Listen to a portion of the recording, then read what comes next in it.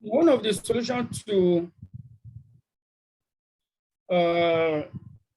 merger and acquisition, I explained the concept of option pricing. I don't know whether you have revised that. And I told you then that it's going to be a rollover knowledge when we start this topic. Now, quickly, we look at the concept once again, very quickly, and I will now touch on area that we have not touched before we now go into solving questions. Now, like I told you then, I say an option is the right to buy or to sell an underlying asset at a specified price for a certain time or for a certain time period. And I remember I used rice as an example then, that if you want to buy some bags of rice in December and you fear that the price of rice may increase in December, you can actually use offshore to fix the price of rice today, even though you are going to buy rice in December. And I differentiated between two types of option that we have what? A call option and a put option. That a call option is an option to buy the underlying asset, and a put option is an option to sell the underlying asset. So if my fear is that that item I want to buy in December will have increased in price, so I want to fix the price now so that whatever happens in December, I will buy that particular item at the fixed price. Now, the option that I will use for that particular transaction is a call option, because I want to buy an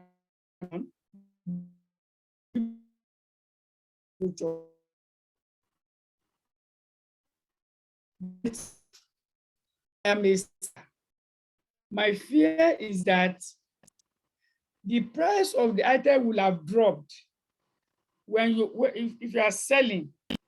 Your prayer is that price should go up. Abi, if you're a seller, you don't pray for the price to fall. You only pray for price to fall if you are a buyer. That is why the fear of a buyer is an increase in what? In price. But for a seller, your fear is that the price will have reduced.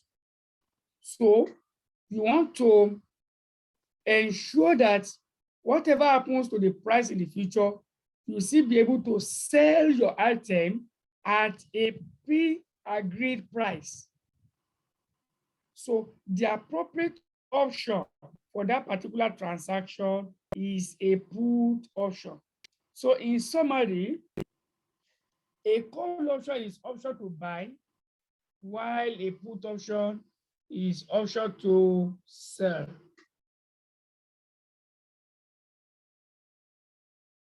Do you understand that? So let's continue.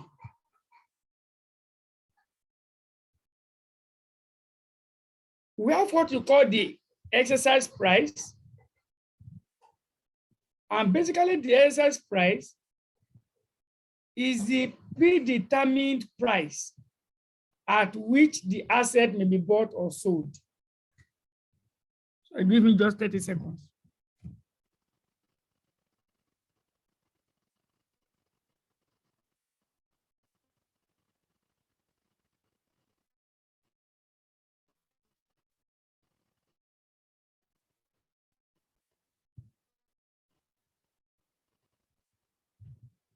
Okay, so that's what we call the exercise price. The exercise price is basically the price that you have agreed with the seller or the buyer, depending on which option you are dealing with. That price you have agreed at is what we call the exercise price. So the exercise price is the price at which the transaction will be executed in that future time, should you decide to exercise your right. Option premium. Option premium is the price of the option. In option pricing theory, we have two items, underlying asset and the option itself. The underlying asset is the item you want to buy. I want to buy phone. Phone is my underlying asset. But I want to buy the right to buy phone. So two different things here. The underlying asset is different from the option. Please get it clear. The underlying asset is different from the option. I want to buy this phone in December. So basically, I will buy an option. Am I buying phone? No. I want to buy phone in December. But what am I buying now? I'm buying option. You understand? I'm not buying the phone now. I want to buy the phone in December. But I'm buying the option now. That option will not give me right to buy the phone in what? In December. So the price of the option is called the offshore premium. It's called the offshore premium. So offshore premium is the price of the offshore.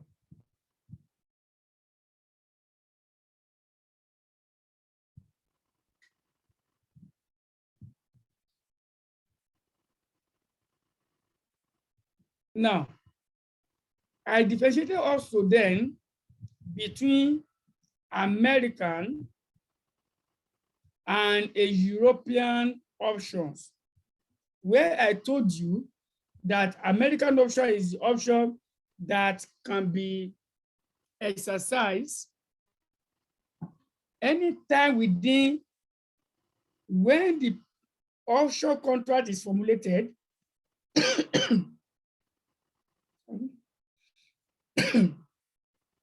An option that can be exercised anytime between when the offshore contract is formulated, that is the period where you enter into the offshore contract until the offshore contract expires.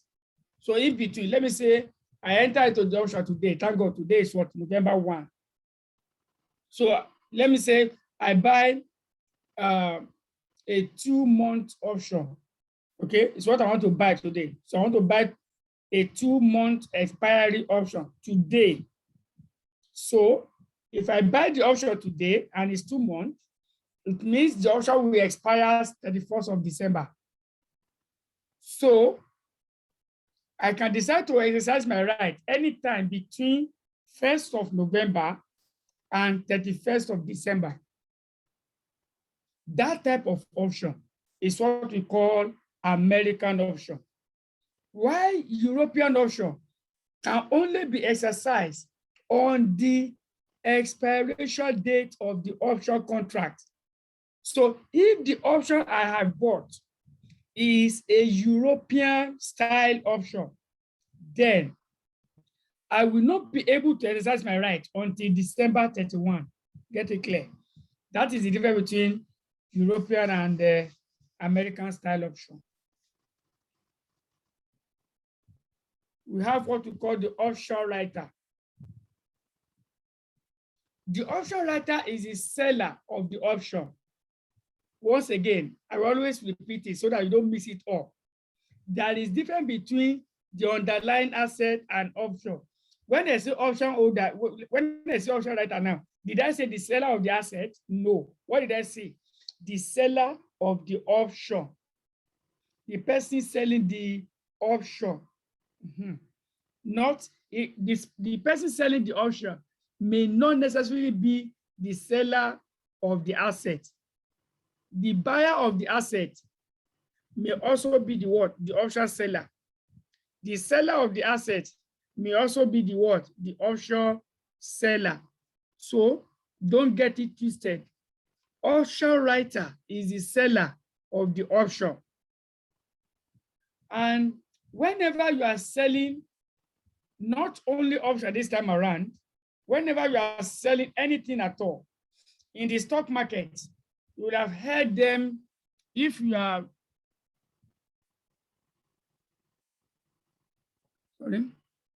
familiar with any of the brokers, you will have been hearing them saying, my client took a short position.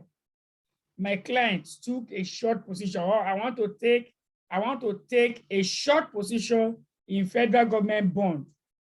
I want to take a short position in Zenith Bank shares.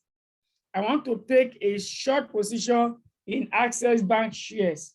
So anytime you hear someone saying he or she wants to take a short position, it means he wants to sell that item. So to take a short position means to sell. To take a short position means to sell. Are we together, please? Are we together? Yes, sir. Okay. So the seller of the option is the offshore writer. The seller of the option is the offshore writer. Then we also have the holder. If the option writer is the seller, who is the option holder? The buyer. The buyer of the option is the option holder. And anytime you are buying something, we say you are taking a long position. You are taking a long position. So I can say, I long 500 shares of Zenith Bank shares, or 500 units of Zenith Bank shares. Okay? I what? I long 500,000 of federal government bond. So the moment I'm using the word long, you should simply understand that I'm saying that I have bought. So short is to sell, while long is to buy. Now, let's move further. We talk about classification of offshore contract. Offshore contract can be classified into two. Don't say type of option now, classification. You can have a traded option. You can have an over-the-counter OTC option. When we say an option is traded, it means that option can be bought or sold on the floor of the Nigerian exchange. Okay, don't let me use Nigeria because option is not even in Nigeria yet. Though the Nigeria Stock Exchange is planning to bring a derivative because option is a derivative item. So it's not yet in Nigeria. So don't let me use Nigeria stock market. So if the option is traded, it is traded on the floor of the exchange, on the floor of the stock exchange. It might not necessarily be Nigeria Stock Exchange, any stock exchange at all, whether Hong Kong Stock Exchange, London Stock Exchange, and so on and so forth. So the moment you can go to the stock exchange and buy or sell the option is traded. But if the option is not traded, it means it is not, you cannot get it. It is not sold or bought on the floor of the stock market. So where can you get the option? You can only get the option from the bank. So I wonder if you go to Zenith Bank now and say you want to buy option, the bank manager will just laugh at you and say, okay, do you think you are in America or you are in Hong Kong?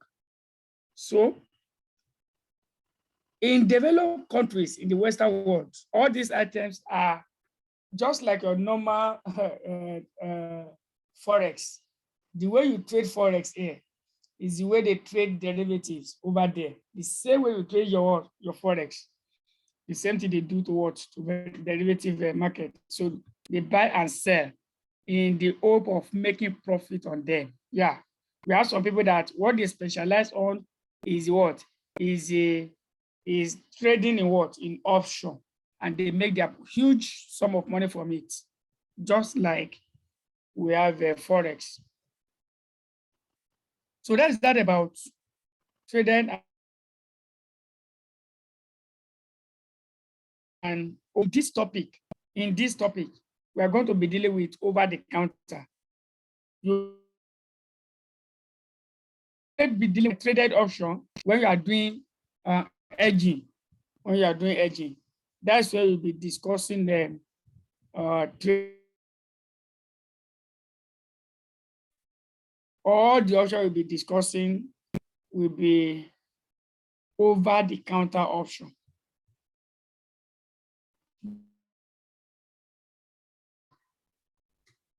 You can see I'm just explaining it so that to refresh your memory.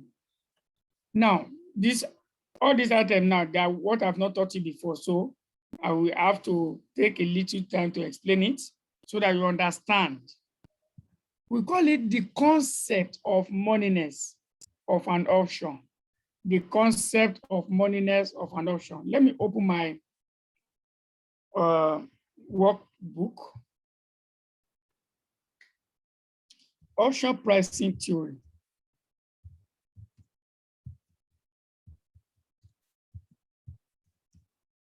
The good thing about option is that if you understand option, the question of an option should not take you more than 20 minutes. It should not take you more than 20 minutes.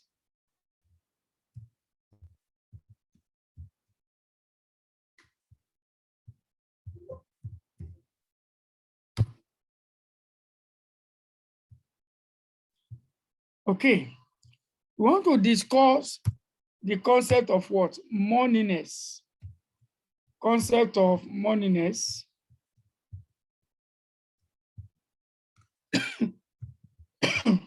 Of option.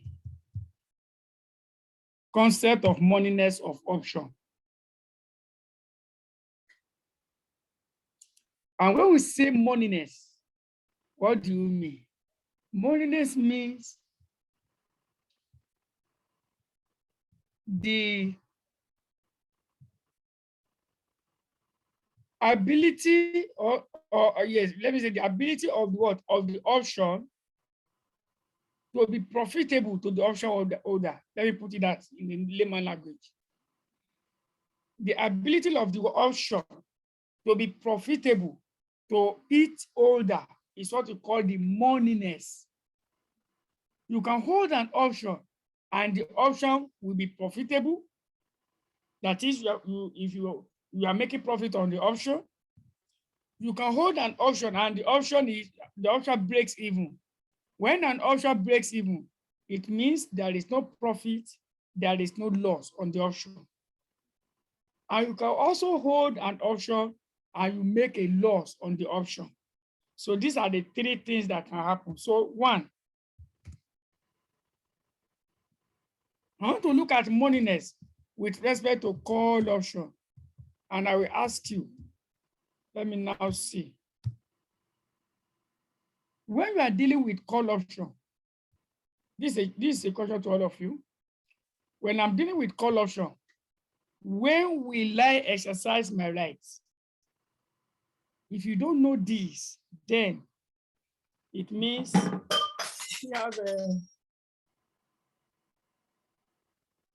you have a little work to do. Sorry, give me one minute. I just accidentally broke a glass cup. Let me pack it from the floor. 1 minute, please.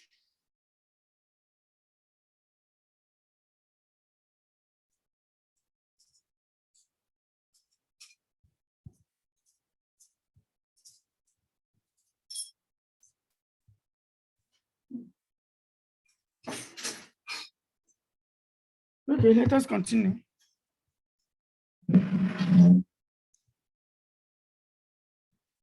Now, when do you exercise your right?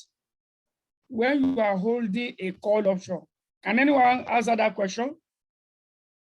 If you are holding a call option, when will you exercise your rights?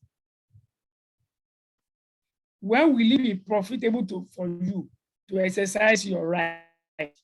Can we answer that question? No.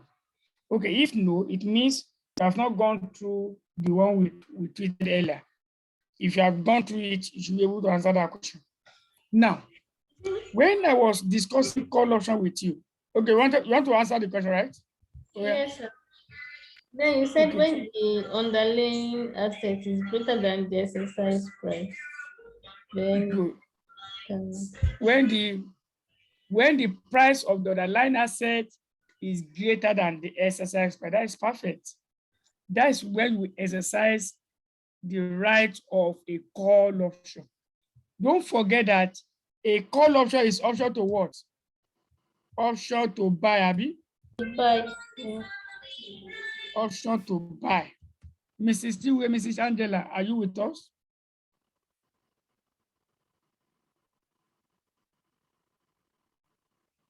You are not with us. Oh. Yeah, yes, sir.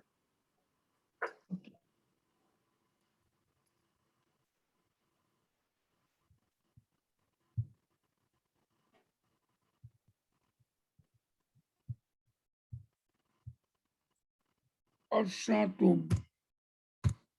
to buy. Now, what did I do here now?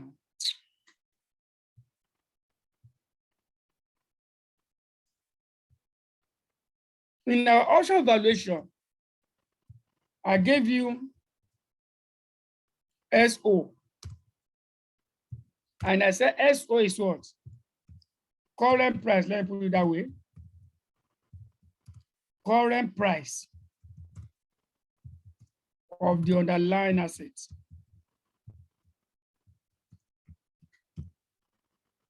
Current price of the underlying assets.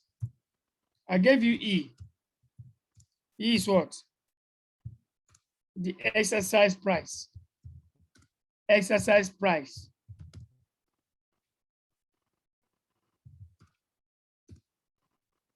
of the option.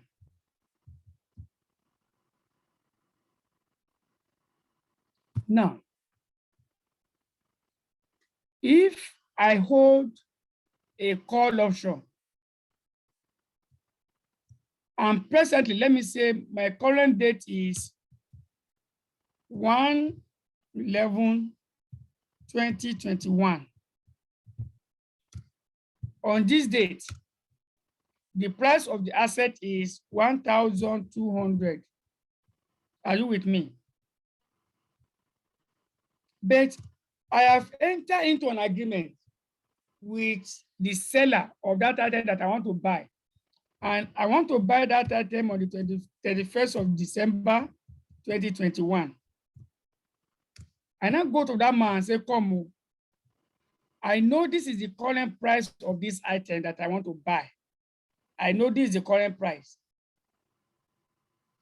But I'm not buying it on this date. I don't want to buy it now.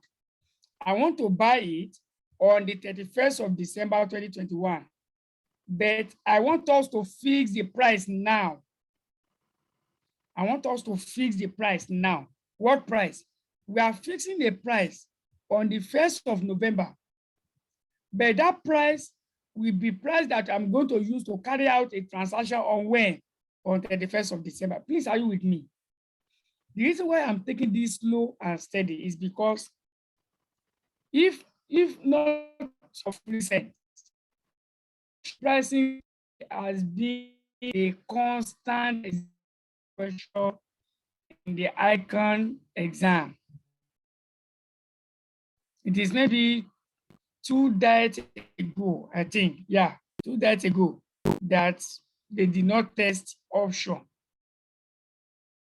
And this time around, I think there is 70% probability that offshore pricing will come out. 70% probability. That's why if it comes out, it's usually a 20-mark question. 20-mark question. So this is why I'm taking it slow and steady. Now, I'm fixing a price. When am I fixing the price? Now, today, 1st of November, 2021. I'm fixing the price with the seller. But that price, I'm not going to use the price to buy the item on this date. I want to use any price we fix on this date to buy the item when? I want to buy the item on the 31st of December. So the exercise price on the 31st of December, the exercise price on the 31st of December is what I will feel, let me say, the seller say, okay, don't worry. On the 31st of December, I will sell to you at 1,250. We all know that in December, prices of goods and services will go up dramatically. Abi? So that is the reason why this man is putting 15 on top. That's okay. Whatever happens on December 31, 2021, I will sell this item for you at 1,250. That 1,250 is what? Is the exercise price. This price here is applicable to a transaction that I want to carry out when? On the 31st of December. But when did I fix this 1,250? I fix it on the 1st of November. If you do not understand it, please let me know. I want everybody to, the three of you must speak. I don't understand, let me know.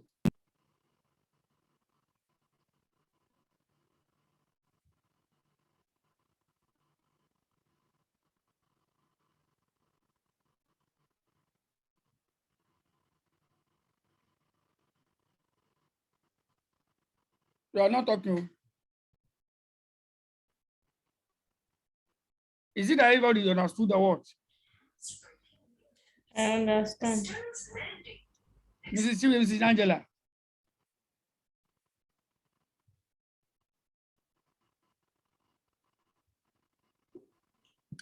Yes, sir. I'm not saying you are not there. Did you understand? You can be there and you don't understand it. This concept I'm explaining here, if you don't understand it, there is no way, no two way about it. You can't solve question on offshore. There's no two way about it. That's the reason why I'm taking my time to explain it. You must understand the concept of offshore. Otherwise, even though the question is always cheap, you won't be able to tackle it. So what I'm saying here is that this 1,250 is the price at which I will buy the item when? On the 31st of December 2021. But this price, we are not fixing it on the 31st of December. When are we fixing it? We are fixing it today. We are fixing the price today, but that price will now apply to a transaction in what?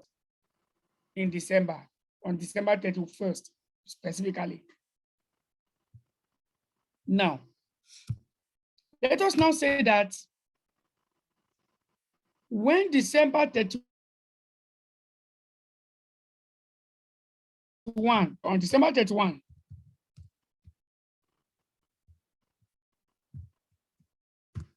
on December 31, 2021, price of online assets, price of underlying assets, 1,000.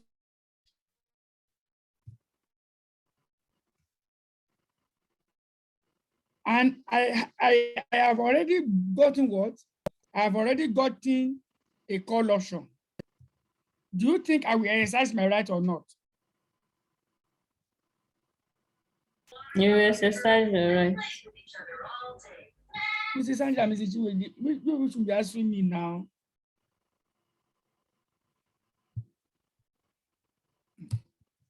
Voilà. So I will exercise my right. Why? I will exercise my right because the price of the underlying asset is greater than the exercise price. What is the price of the underlying asset on this date? Is what? 1,300. Abi? 1,300 on that date is now greater than what? Is greater than my exercise price of what? 1,250. What is the implication of this? It means if I want to go to the open market to buy, I will pay 1,300. But if I want to exercise my right, I will buy at what? 1,250 because we have already agreed that price. So In essence, I will exercise my right for a call option if the price of the underlying asset is greater than my exercise price. What I want to discuss is concept of moneyness. But you will not understand it if I did not first discuss that one. So let me call this one A, under call option A. We have what we call in the money. In the money. When we say an option is in the money, an option will be in the money when the what? When the price of the underlying asset is greater than the exercise price. So when the price of the underlying asset is greater than the exercise price, the option is said to be in the money. So an option will be profitable to you. An option, a call option specifically, a call option will be profitable to you if it is in the money. Do you understand? A call option will be profitable to you, the holder, if the option, only if the option is in the money. It is when you are going to profit from that option. You profit from the option only if the option is in the money, because that is when you will exercise your right. You only exercise your right when the option is in the money. B, we have at the money. At the money. When we say an option is at the money, it means the price of the underlying asset and the exercise price are the same. The price of the underlying asset and the exercise price are what? Are the same. That situation we say the option is at the money. So at the money situation is a situation of no gain, no loss, because it does not make any difference whether you exercise your right or not. Look at it. If the price of the asset is 1,250 and the exercise price is also 1,250, whether you go to the market to buy or you buy from the person with whom you have entered with the agreement, does it make any difference? No, because whether you are buying from him or you go to the market to buy, you are still buying at 1,250 naira. So that situation, we say the option is at the money. So the option holder will be indifferent. The option holder will be indifferent if the option is at the money. C. Who can get the last one? Who can guess it? The last one.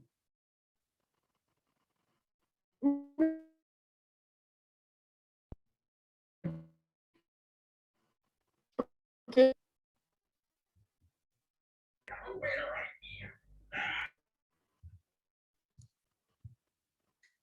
Out of the money. Exactly. Okay, exactly. Did you say it? When I I say you was can say, about did you to say say it, but I don't want to say. I thought it would be right. so it's out of the money. An option will be out of the money if it will bring a loss to you, if we exercise that right.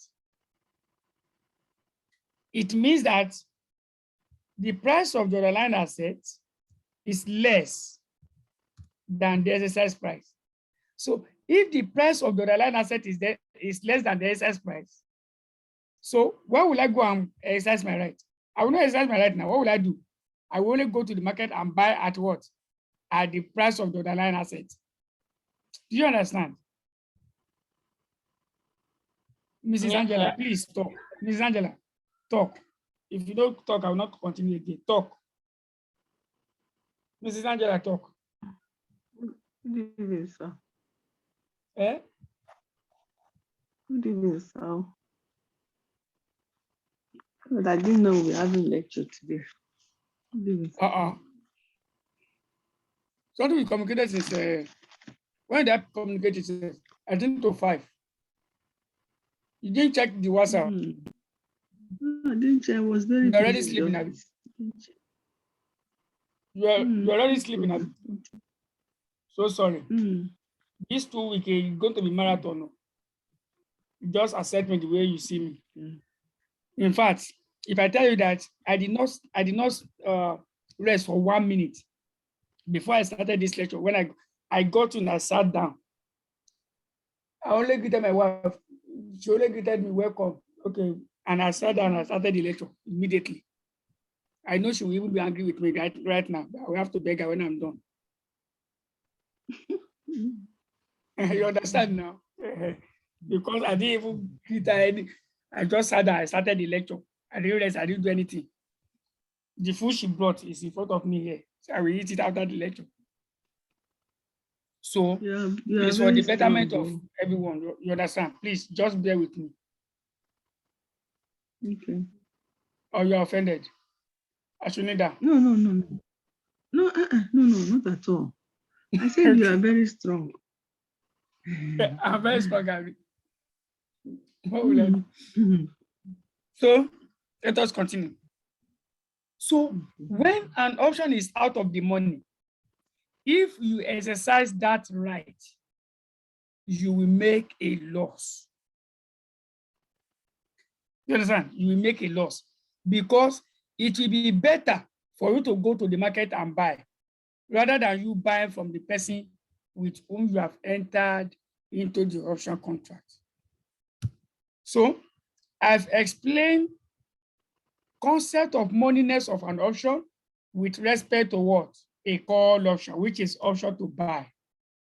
Now let's go to a put option.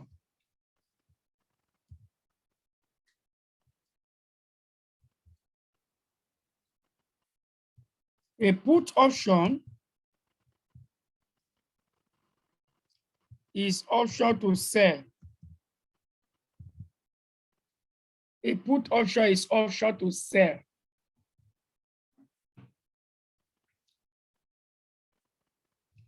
Now, I will still use this as my example with little modification.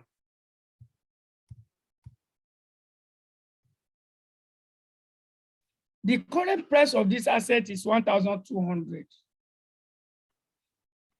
I want to sell. I'm selling the asset now. I'm the one selling the asset. I'm the one selling the asset here.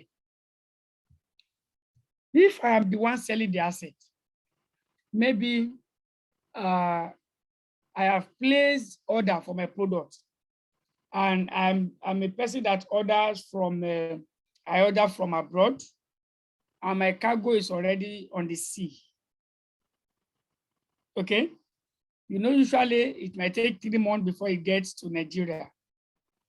Now, I now start to be worried that before this product will get to Nigeria, the price might what? Crash.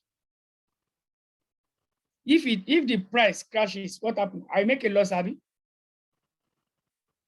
So what will I do? I will look for a person, my customer, my popular customer, major customer, that usually buy that item from me. I will go to you and say, come, my product is already on the sea. It will get here perhaps December 31. That is the date that it gets here. But I want to end on contract with you that we will at which you will buy the item from me. It's different from the first one. The first one is what? At which I buy the item from you. But now it's what? The price at which you will buy the asset from me, meaning that the price at which I will sell the asset to you. So The man will say, okay, no problem. Maybe this is the current price, Abi. Okay, no problem. Whatever happens in December, I will buy this thing from you at the rate of 1,150. 1,150. We have already agreed, Abi. Now, when December comes and the price of the asset is 1,200 on 31st of December. Now, you know the price has crashed, Abi, because it has fallen from 1,200, it has fallen to 1,100. What would I do? I will simply go to the man, the person that I've entered agreement with. I say, come, my product has landed.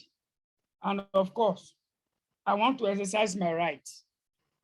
The man can go to the market and say, let me go and buy at 1,100. But because we have already agreed, option is a binding contract because I paid the premium to him.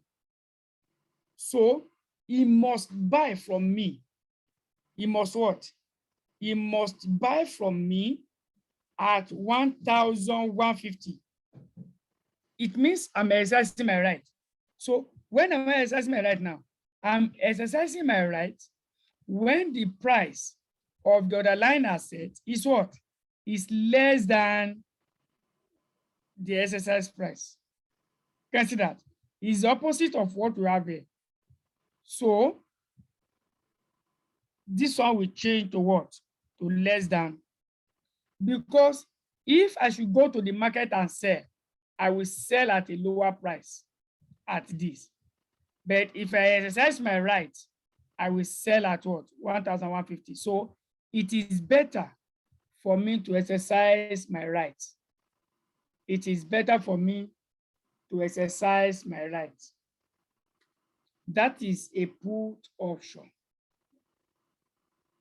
So here I will have 1,100, 1,150. So I will exercise my rights. Now, let us now go to moneyness. Excuse sir. Yeah. Please take this one again, this put option thing again. A put option is option to sell. Abi? If I am selling, my worry is that the price of what I'm selling will crash. That is the worry of every seller, right? If that is the case, I want to find a way of ensuring that I don't suffer a loss occasioned by a fall in price. For me to do this, I need to buy a put option. That put option will give me the right to sell that item at a predetermined price.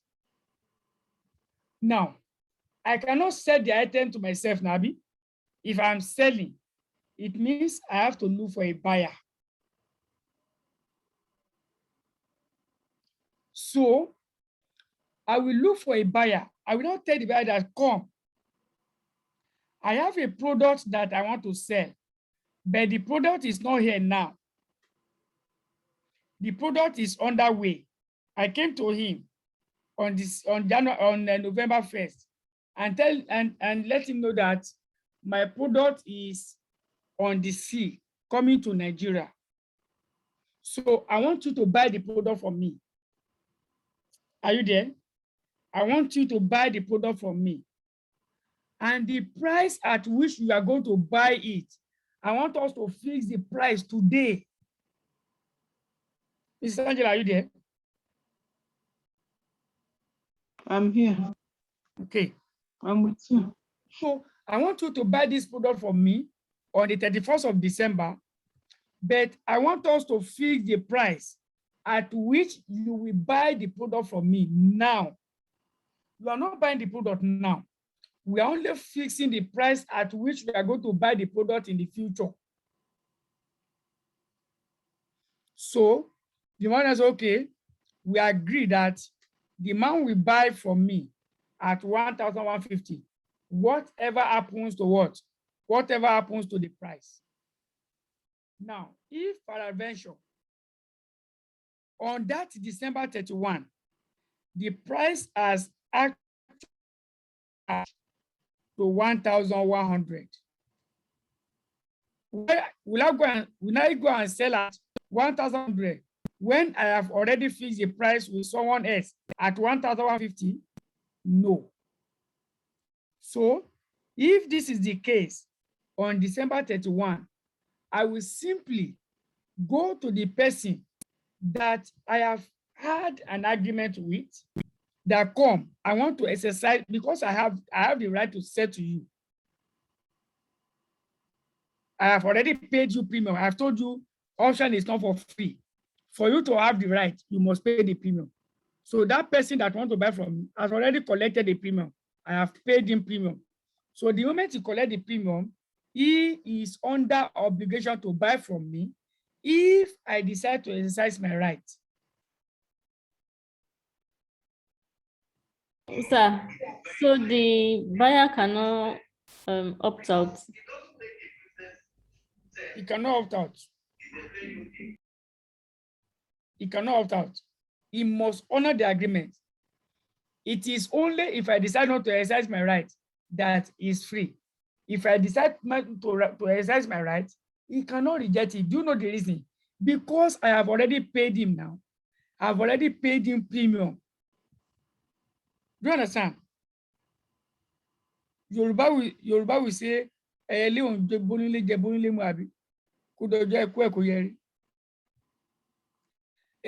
where is in English? Pigeon, abi? A pigeon cannot dine and wine with its owner. And on the day the owner will die, the pigeon will not run away. That's the meaning of that adage. Do you understand? So you have already collected my premium. So if I decide to exercise my right, you have nowhere to run to.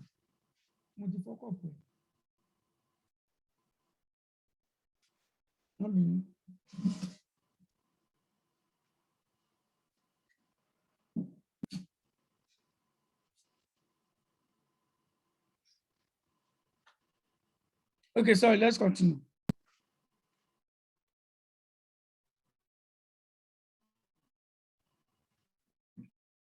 Now, the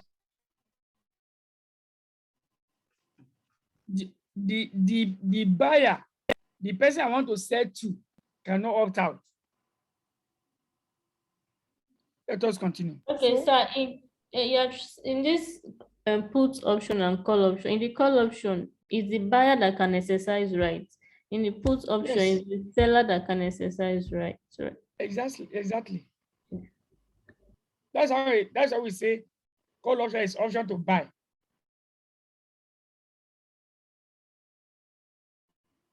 Put option, call option. You are the one that has the right because you are the one that is paying premium to the seller of that item. Do you understand? Therefore, put option, you, the seller, you are the one that is paying premium to the buyer. Did you understand that? Yes, sir. Okay. So, in the morning, wait, why am I doing this? Let me copy this one. I like writing. So I will copy this. When we say an option is in the morning, and I'm talking of put option now. I'm saying that the price of the underlying asset is what? Is less than the exercise price. So I will make a profit if I exercise my rights. Do you understand? So at the money is the same thing with what you have under what? Under call. At the money means the exercise price and the price of the underlying asset are the same. The two are the same. We say the option is at the money. Out of the money is when the price of the underlying asset is greater than the exercise price. So it's better to go and sell your item in the market and abandon the option, because if you want to exercise your right, you are going to sell at a lower price than it is available in the market. This is what we call the concept of moneyless of option. Let's go back to our notes. I've explained that now. I will not bore you with this because it might be confusing to you. So I will not bore you with this. When we are solving, this will be understood by you. So I won't bore you with this. Don't worry. Let's continue. Let's go to the next one. Or this one, I will not bore you with them. That table, forget about it. Don't want to put something that, put call parity. Put call parity. What is put call parity? If you look at your notes, you see that I've given you put call parity before. Now, let me go back here and put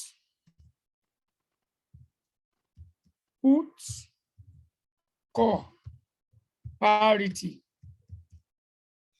Put call parity is an equation that is used to describe the relationship between a call option and a put option. Put call parity, I repeat, put call parity is a relationship that is used, sorry, it's an equation that is used to describe the relationship between a call option and a put option. The put call parity is given as C plus exercise price exponential minus RT equals P plus S. This is what we call put call parity. C represents the call option price. When I say call option price, C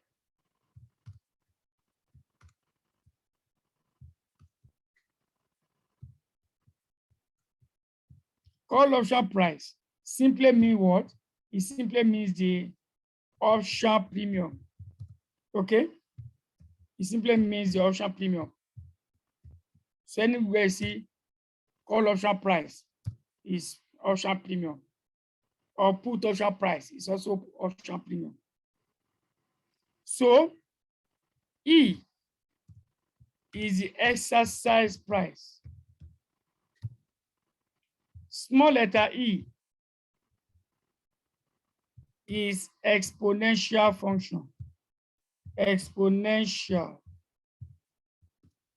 function.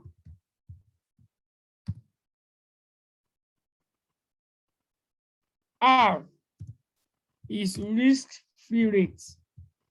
Risk-free rate of return. Risk-free rate of return. T is time to expiry. Time to expiry of the option. Time to expiry of the option. P is the put option price.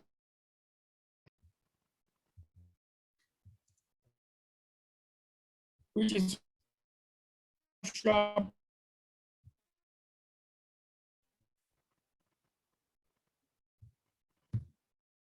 put option price is the option premium.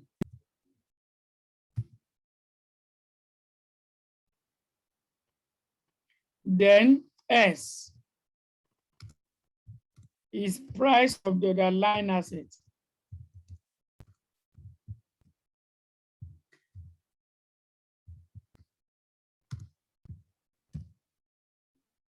Price of the underlying asset.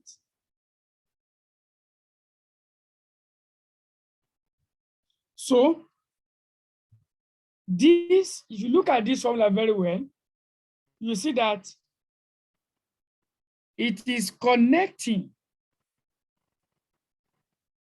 call option price C with what? Put option price P. So if I know my call option price, are you with me, please? Are you people with me? Yes. sir. Okay. Yes, sir. So if I know my call option price, I can use this equation to get my put option price. If I know my put option price, I can use this equation to get my call option price. So it does not make sense if a question has already asked me to calculate a call option price, and the same question asked me to calculate put option price, I now calculate call option price using a formula. I'm now repeating the same process again to calculate put option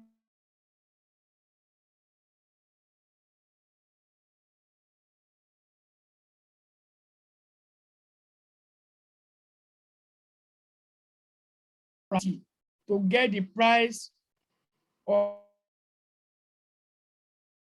what? You do not need to memorize this formula. If you have a past SFM question, this formula is there. And of course, you even need it for tonight's class because you will need to check, what do we call it? Normal distribution table. So if you have past question, please let it be beside you. So let us continue. That is what we call put call parity. Conditions for the put call parity to hold. Condition for put call parity to hold. Number one, the call and the put option. You know, we say put call parity is what? Relationship between call and put option, Abi. So before put call parity can work, the call and the put option must be on the same underlying asset, underlying stock. Asset can be stock, Abi. Your asset, it can be physical asset, it can be stock in the form of debentures or shares. It can be anything at all. So both the call and put option must be on the same asset. If the call is on rice and put is on wheat, put call parity cannot hold. Do you understand? The call is on rice, but the put is on wheat. These are two different assets. Put call parity cannot hold in that situation. For put call parity to hold, is either both the call and put option are on wheat, or both of them are on rice. 2, the call and put option must have the same, sorry, put same here. The call and put option must have the same exercise price. So that E, the exercise price must be the same. It's not that the call option will have 100 naira exercise price and the put option will have 120 naira exercise price. No. The exercise price of both the put and call option must be 100 naira. For example, for the put call parity to hold. Number 3, the call and the put option must have the same expiration date. So if my call option is expiring on December 31, the put option must also expire on the same day. Otherwise, put call parity cannot hold. Next, the underlying asset must not pay dividend during the life of the option. So, is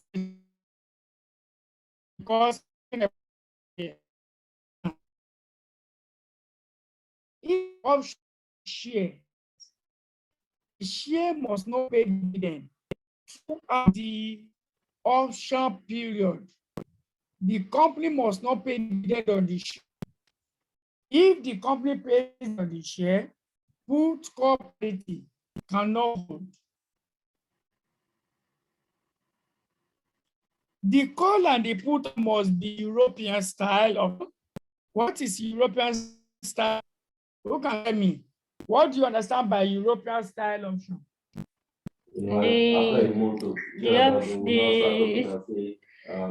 the end of the at the expiry date of the option, that's when they'll be able to exercise their rights. So let's understand their own reasoning.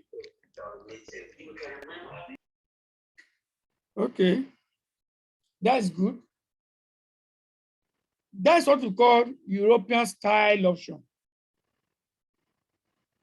An option that can only be exercised on the expiration date of the option is what we call European style option. So, for put call parity to hold, the option must be what? European, not American. Next, the bond, that is present value of exercise price. This thing you see here is what we have here.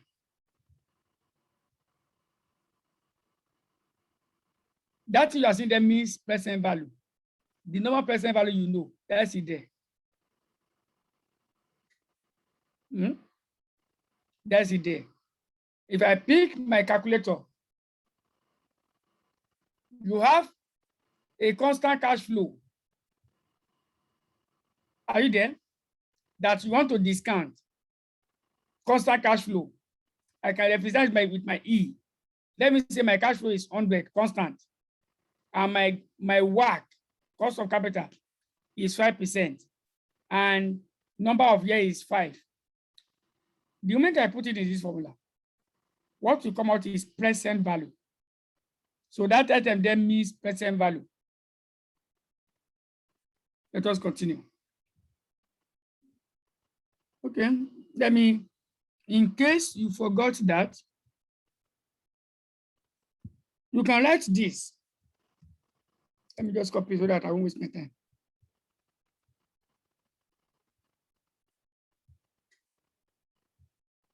This thing here can be written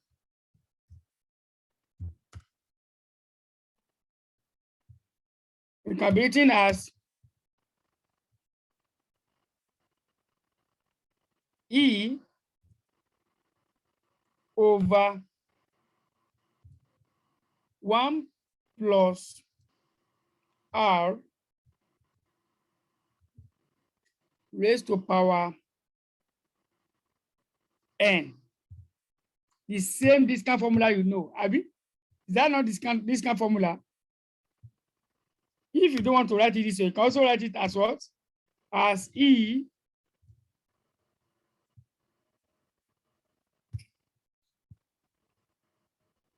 sorry.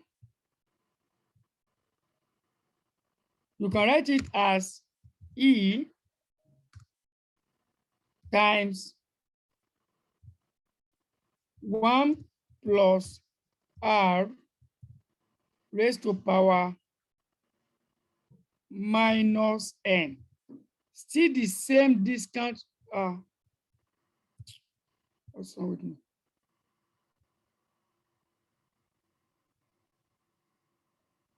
Raised to power minus n is still the same discount. Abi, if I say discount factor, what do you, is it not this formula we are using? That's your discount factor now, Abi. Yes, Now it's to multiply this, right? Mm-hmm. So that's it. That's it. But if you use this, you might not get exactly the same thing, but approximately the same thing. Okay, but it's allowed. It's allowed. So let's continue. Black-Scholes option pricing theory. We have two ways of dealing with option pricing theory. We have binomial and Black-Scholes. I'm not going to look at binomial because binomial, I've never seen a question where I can test a binomial. What they test is what Black-Scholes. Now, the Black-Scholes option pricing model is used to determine the fair price or theoretical value for a call or put option based on 5 variables, which are what? The 5 variables are, a question can ask you, identify and explain the 5 variables used in Black-Scholes option pricing model. Identify and discuss the five variables used in the Black-Scholes option pricing model. These are the variables. Volatility. Volatility means standard deviation. Underlying stock price. That is price of the underlying asset. We have time, which is time to expiry. Okay, time to expiry of the option is the third variable. Then we have the strike price. Strike price is as exercise price. That's variable number 4. Then the risk-free rate. These are the 5 variables used in the Black-Scholes option pricing theory. So we can use the Black-Scholes option pricing theory to compute the price of a call option using this formula, which I've given you before. Is that strike price or stock price? Strike. Not stock price, strike price. I said strike price is the same thing as exercise price. Okay. So not stock, strike price. So if I want to compute my price of a call option, I need this formula. Now, let me go and explain this formula once again, even though we have done it before. I wouldn't want to assume that you have gone through it, because if I do, I may be shooting myself on the leg.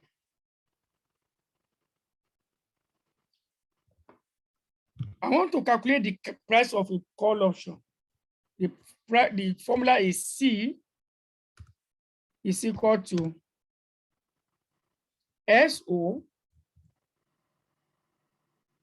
I should remember that this thing is too small. It's C in raised to power. So using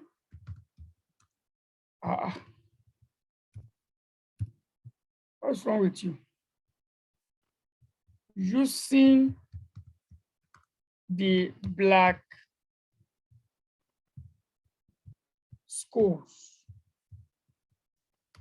option pricing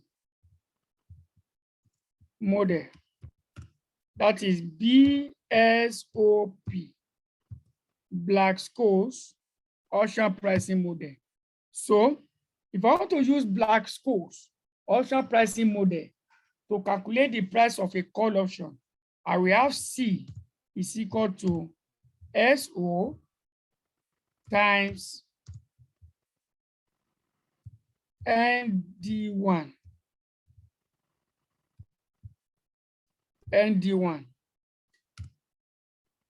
minus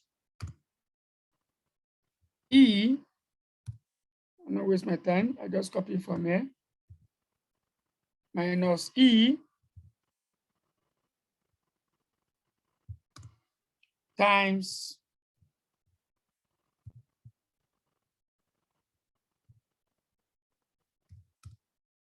ND2. This is the formula I need. Now, the starting point of this formula is for you to compute your D1. This is the first thing you need to compute, D1. The one I highlighted there. Not ND1, no, just D1. ND1 is different from D1. Okay? ND1 is different from D1. So the first thing you need to compute is D1. How do I compute my D1? My D1, I will not give you the formula for put because it's a waste of time. Anytime you want to compute offshore pricing, always compute price of call first. Simple to compute price of call. If the examiner asks you for price of put, compute price of call. Disobey the examiner first. The examiner says, okay, calculate price of call, put offshore. I will do as if the question asks you to calculate the price of a call offshore. After getting the price of a call offshore, what will I use? I will now use put call parity to get the price of a put offshore. That's it. Because it is easier to compute the price of a call option than to compute the price of a put option. Are you with me? Have we gone to bed? No. Okay. No. So D1. I will calculate my D1 to be equal to in open bracket SO over E. What is SO? What is SO? Price of the underlying asset. Price of the underlying asset. Good. This times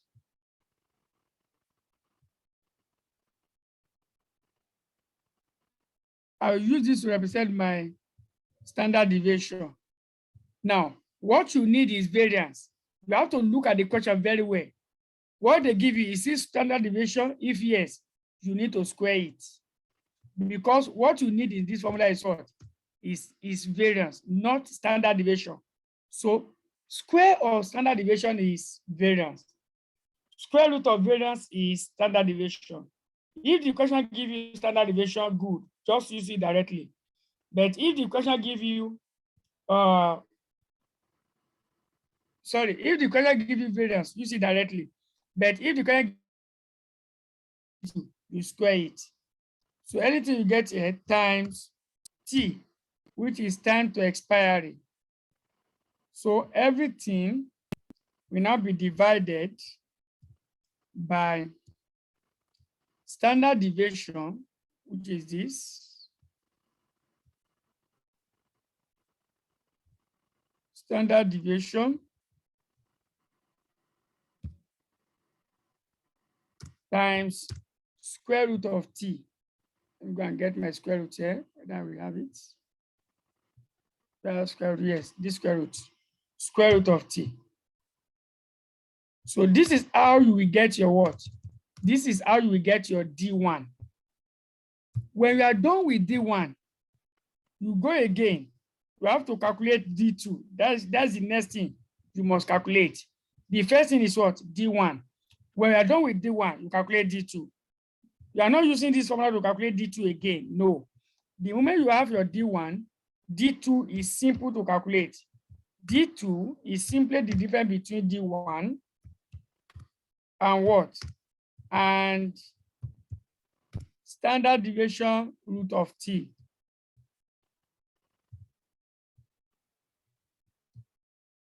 That's my D2. That's how we get my D2. When I'm done with my D2, I will now need to compute ND1. Can you see the link? You can see it's systematic. You now compute ND1. ND1, you start with 0.5. If your D1 is positive, put plus. If your D1 is negative, put negative. You will now trace the value of D1 from normal distribution table. Whatever you get, you add it to 0.5. That is your ND1. You do the same thing, calculate ND2. ND2 is equal to 0.5 plus, if my D2 is positive, I put plus. If my D2 is negative, I put negative. I will now trace the value of my D2 from normal distribution table. Whatever it gives is what I'm going to add to what is 0. By the time you have that, the will have given you price. The question will have given you rate. Be given time to expiry. Just the remaining one in the formula to get your price call option.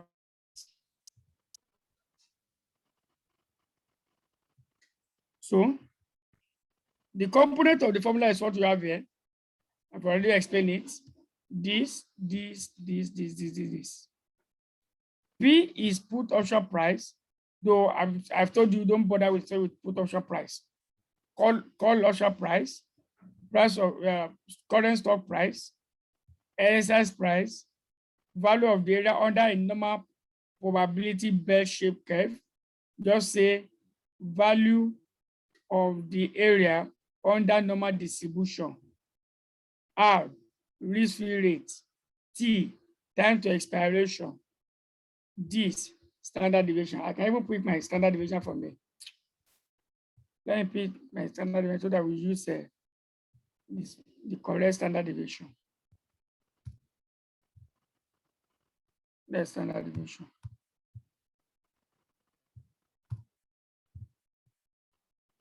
Yes.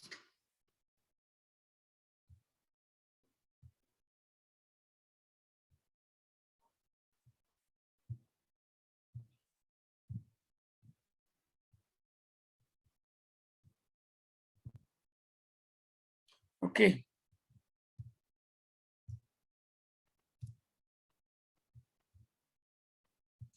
So that's it. Let's now go. Let's go further. Fundamental assumption of Black-Scholes. What are the assumptions? Constant volatility.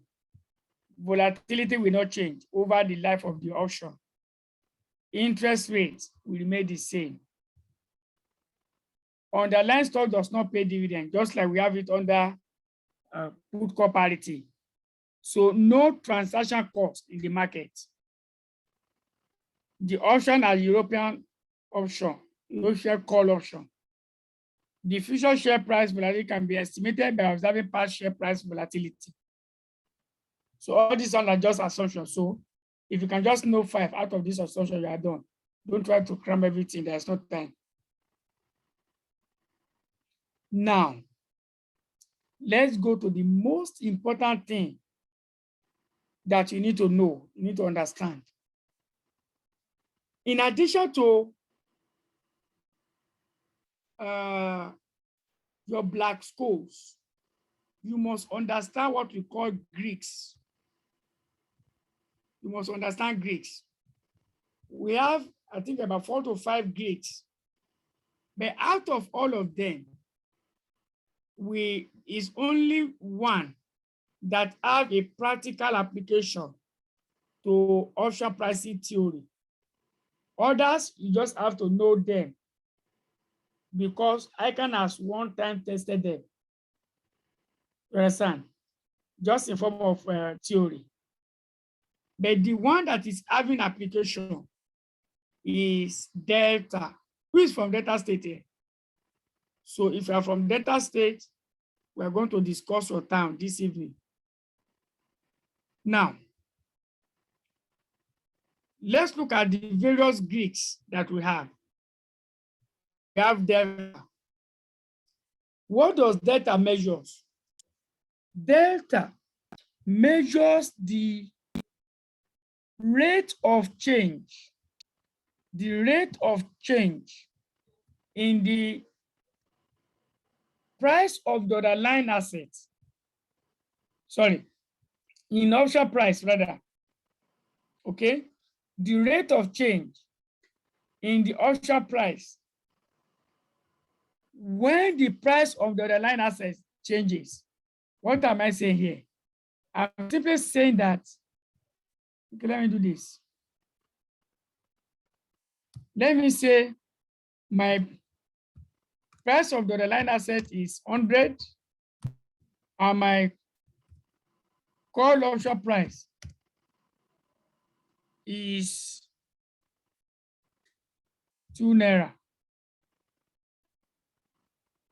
I'm saying that what will happen to the price of the call option if the price of the underlying asset changes? What will happen to this 2 naira, which is the price of the what? Of the call option, if there is a change in the price of the underlying asset? That is what your delta measures. And like I said, that is the most important Greek. That is the most important Greek. Now, with Blasco, delta of call is ND1, the one you have here. The moment you have calculated this ND1 here is delta of call. But ND2 is not delta of put. Take note. ND1 is delta of call, but ND2 is not delta of put. To calculate delta of put, you will subtract 1 from delta of call. Subtract 1 from delta of call to get ND2. Delta neutral hedging. Delta neutral hedging. That's just why I said it is only data that has a practical application, because we use delta to hedge. To use data to hedge, what am I doing basically? If I have like 500 million shares in Zenith Bank that I don't want to sell now, I want to wait until March before I sell that shares. I can use delta to fix the what? The price of the shares so that it does not fluctuate. Okay? I can use my delta to fix the price of the shares so that it does not fluctuate. You know, if it fluctuates, I will lose out if the price decline in March. So I want to hedge. So I can use delta. That's how we call it, delta neutral hedge. Neutral means that the price will not change. I want to neutralize the price in such a way that it will not change. And for me to achieve this, I'm using delta. That is the reason why delta is the most important Greek. Do we understand? We are progressing now. So let's look at the next Greek. The next Greek is what? Gamma. Gamma. What is gamma? Gamma measures the amount by which the delta value changes as the price of the underlying asset changes. Don't forget, in data, we are saying what will happen to the auction price if the price of the asset changes, Abi. But for gamma is saying that what will happen to delta if the price of the underlying asset changes? What happens to your delta value if the price of underlying asset changes? That is what gamma measures. Then we have, you can see the formula there. We have theta. We have theta. Theta measures the rate of change in time to maturity of an option with respect to change in option price. That is, what will happen to option price if the time to maturity of the option changes? All this one, go and look at them so that at least you'll be able to put something down. If it comes out in ICANN, it can give you 5 marks, really. It can give you 5 marks.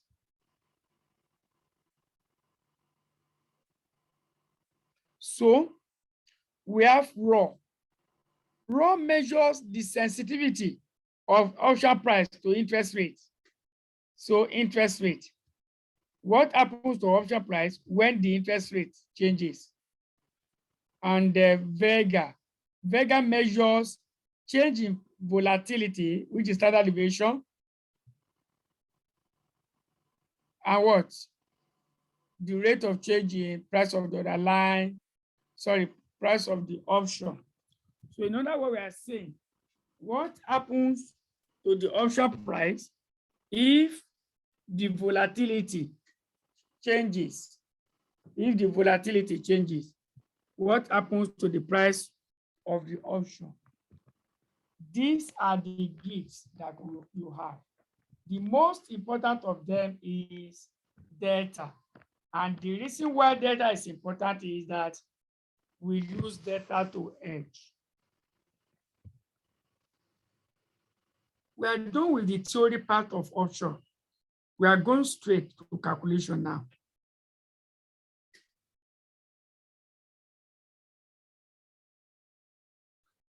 Let us look at this question number 1. Are we still awake? Yes, sir. Okay. Let's look at question number 1. Please pay attention, as this is the type of examination question you should be expecting as far as option pricing is concerned. I think this one is from me. He said that November or no. I think it should be May 2019. It should be May 2019. This one here. Yeah, I think so. May 2019.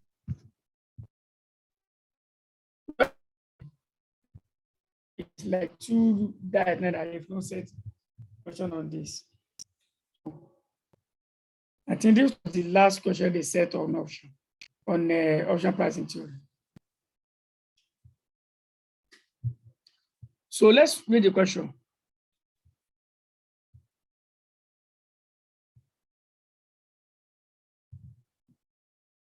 You are the portfolio manager. You are the portfolio manager. Please let me take my calculator 1 minute. Let me take my calculator.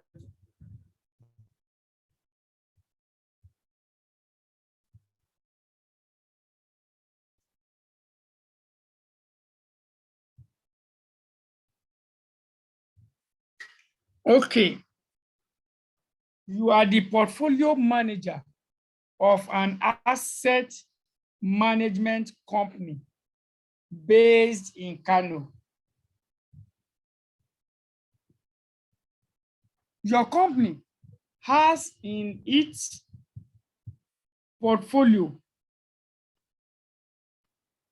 27,750,000 shares of Yaro PSC. What do you mean here? This company has 27,750,000 shares. In which company? In Yaro PSC. That's your company, that you are the portfolio manager. You have the portfolio manager of that your company. That your company now is a shareholder. Okay, let me put it that way. Your company is a shareholder in Yarrow PSC. And the number of shares your company has in Yarrow is 27,750,000 shares. And Yarrow is listed on the Nigerian Stock Exchange.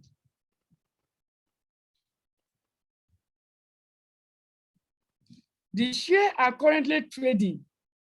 The shares are currently trading at what? 3.6.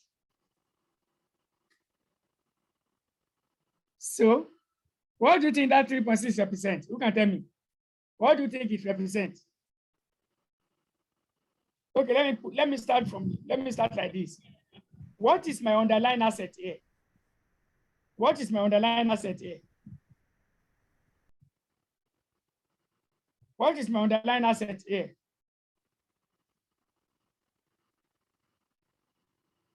The share. Share. Share. The shares is the underlying asset. What does the 3.6 represent? The price of the underlying asset. Market. Exactly.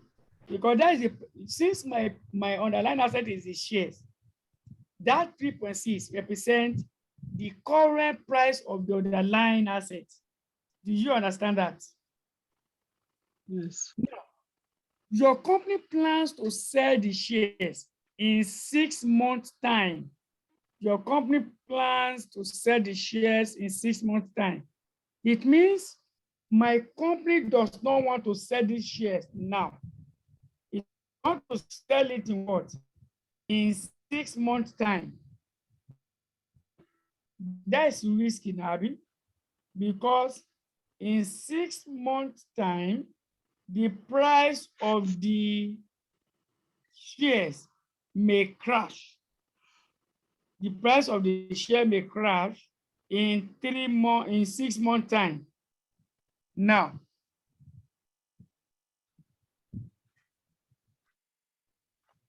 your company plans to sell the shares in 6 months' time to pay what?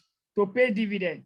And you plan to hedge the risk of Yarrow shares falling by more than what? 5%.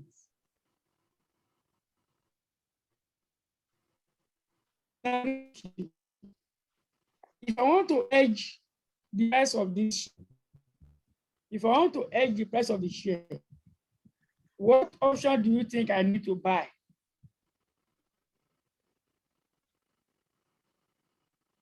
Okay, let me ask you like this. Am I buying the share or I'm selling it? Am I buying the share or selling? Selling. I'm selling. So, what option will give me the right to sell? Option. Put option.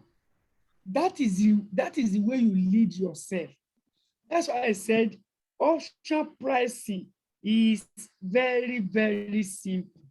The moment you can lead yourself. I already have this share, so I'm not buying it. I already have it. I want to sell it in 6 months, so I'm now seller. I'm the seller now. So I want to hedge by buying option that will allow me to sell the shares in the future. And the option to sell is a put option. So I will buy a put option. Now, what is my exercise price? How do I this was one of the problem that the student faced in this examination when this question was set. They were not able to determine the exercise price. Now, I did you in the exam. Look at here. Can you please tell me what you think? The reason why I'm asking you this is just to ensure that you have confidence in yourself. Because number one step to success in the exam is confidence. if you don't have confidence and you go for the exam, fear will overwhelm you. And what you even know will evaporate. That's the reason why you need to build your confidence before you go for the exam. By the time I allow you to answer questions in the class, you build your confidence rather than me just telling you the answer always. If you participate, it becomes part of you. You don't forget it again. So look at that first paragraph. Don't go to the second paragraph because the exercise price is not even in the second paragraph. It's there in the first paragraph. So what do you think should be the exercise price?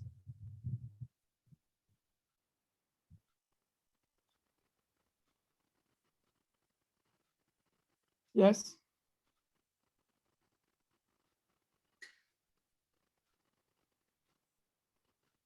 We don't know.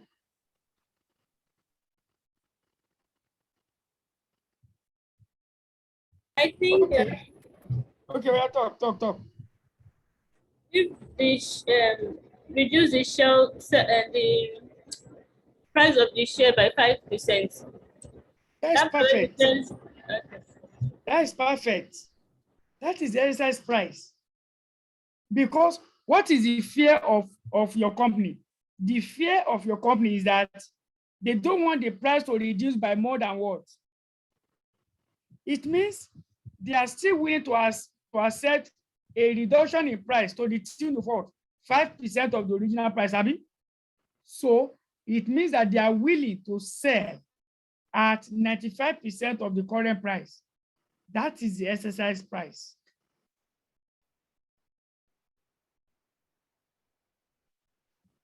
Mrs. Chiwe, Mrs. Anja, did you understand that? Yes, sir. Small.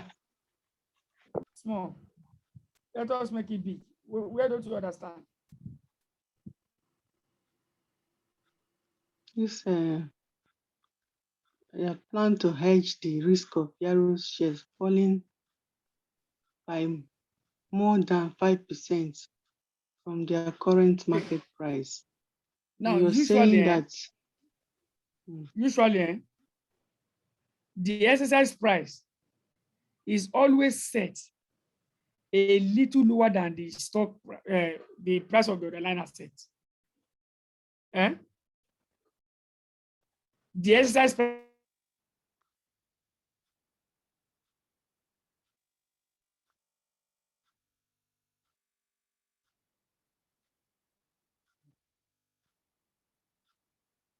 with this put option, okay? When we are dealing with put option, the exercise price is always lower than what? The price of the underlying asset. But when we are dealing with a call option, the exercise price is always what? Higher than the price of the underlying asset. Do you understand? So yes, in this question now, the question says this is the current share price. The current share price is 3.6. But my company does not want the price to reduce by more than what? By more than 5%. So if I go here now, if my share price is 3.6 and I don't want price to increase to reduce because I want to sell a bit, my fear is reduction in price. I don't want the price to reduce by more than what? Reduce by more than 4%. Reduce 5%. It means that I'm still comfortable if the price is what? 95%. That's what it means. Abi? So it means that the exercise price I'm willing to accept, is 95% of the original price of 3.6. I think that should give you 3.42. So this is the price I'm willing to what? To sell the share for at most. Sorry, I said at least, not most. At least. I don't want it to be what? To be lower than this. Am I correct? Mm-hmm. Okay. Is that at least or at most? At least. is at most.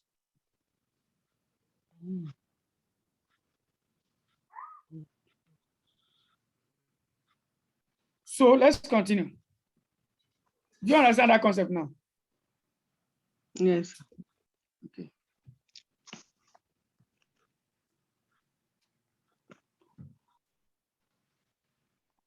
Mm. So a decision has therefore been taken to buy an over-the-counter option to protect the share. Can you see that now? A decision has therefore been taken to buy an over-the-counter option to protect the shares.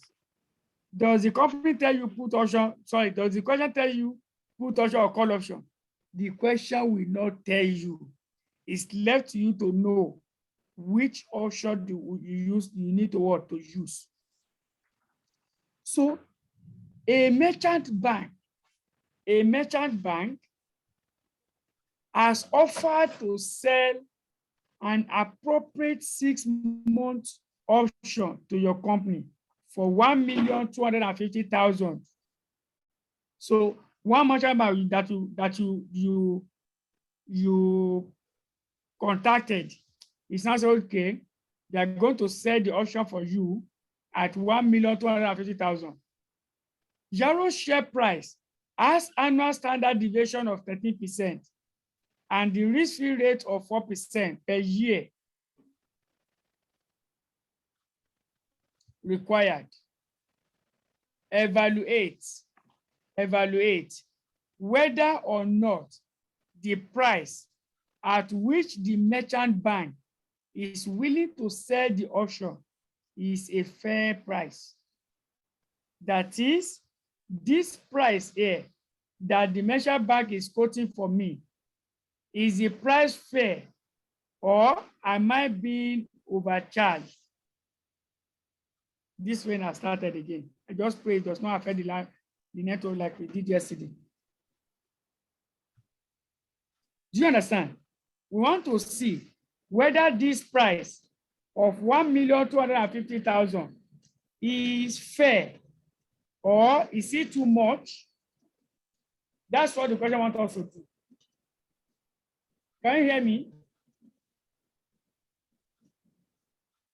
Can you hear me? Yes, sir, I can hear you. Okay. Because the rain is causing noise. That's why I want to confirm whether you can hear me. So let's go and solve this question.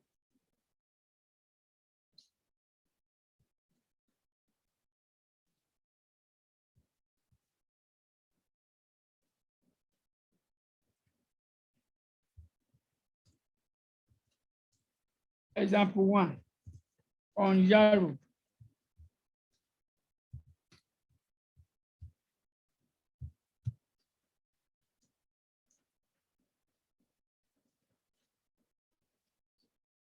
A.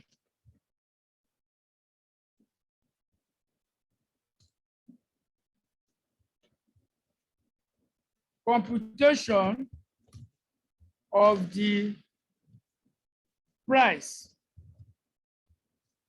of the OTC option.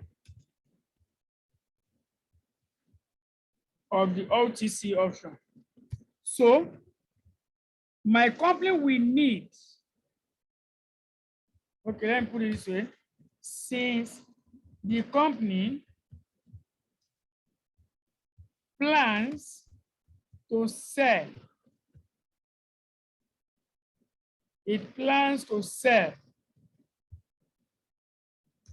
That's why I capitalize it and make it bold. The what? The shares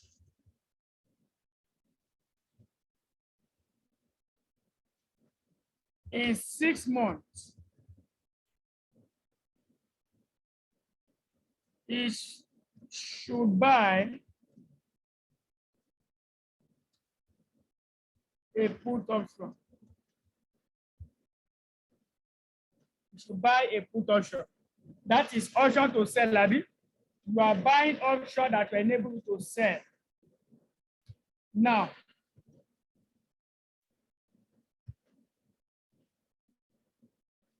The stock market price, which is SO, is given as 3.6.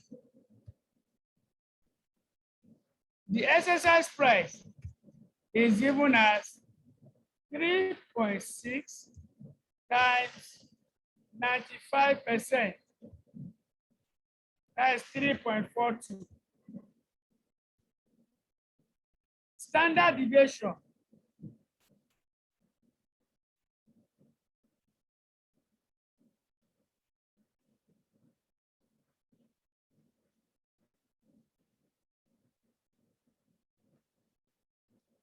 Standard deviation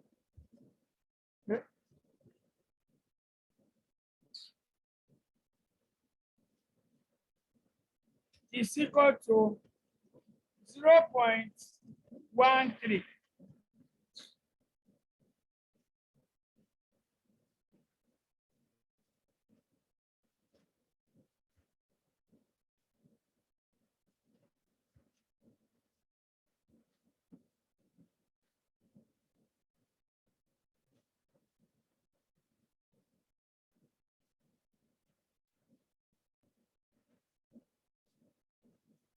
Okay, 0.13 standard deviation.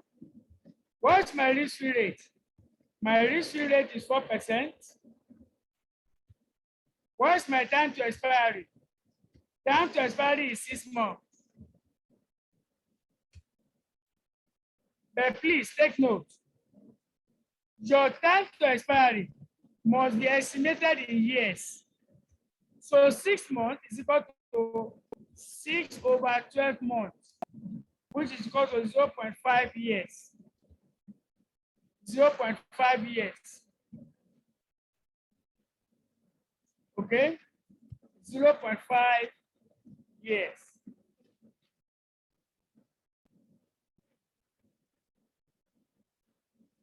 Now, I want to compute call option price. I have told you that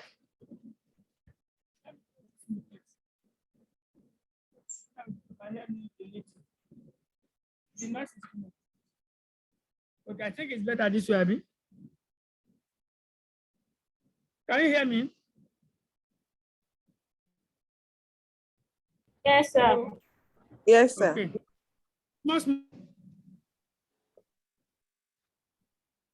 I think it says small. So I have told you that whether you are computing call option or you are computing put option, you should always compute what? Call option first, Abby. So I'm going to compute call option, even though my ultimate aim is to compute put option. So I will come and pick the formula here. Where do I have that formula? I will pick this formula here.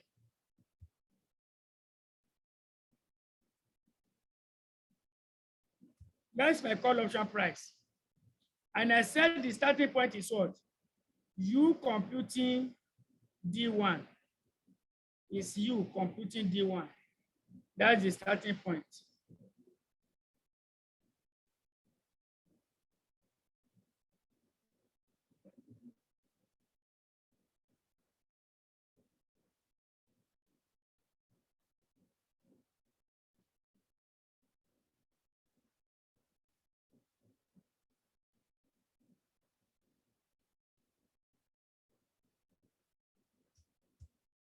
Okay. I already have all my variables. I will simply go and insert all those variables in my D1 formula. So D1 is equal to, in open bracket, price of the underlying asset, 3.6, exercise price, 3.42, close the bracket, plus open bracket, 0.04, plus 0.5 times standard deviation, 0.13, raised to power 2. You know we are given standard deviation, Abby. That's why I raise it to power 2. If it is variance, don't raise it to power 2. please, you have to look at it. If what they gave you is variance, just leave it that way. But since what I am giving here is standard deviation, that is why I square it. So times 0.5, everything over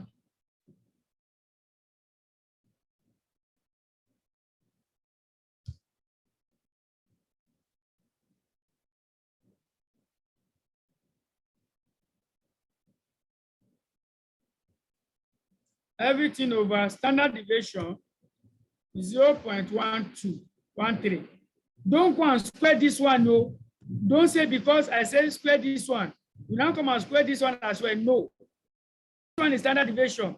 This one you need variance. There are two different things. 5. D1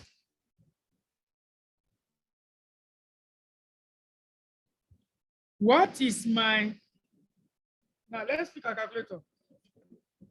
We pick our calculator.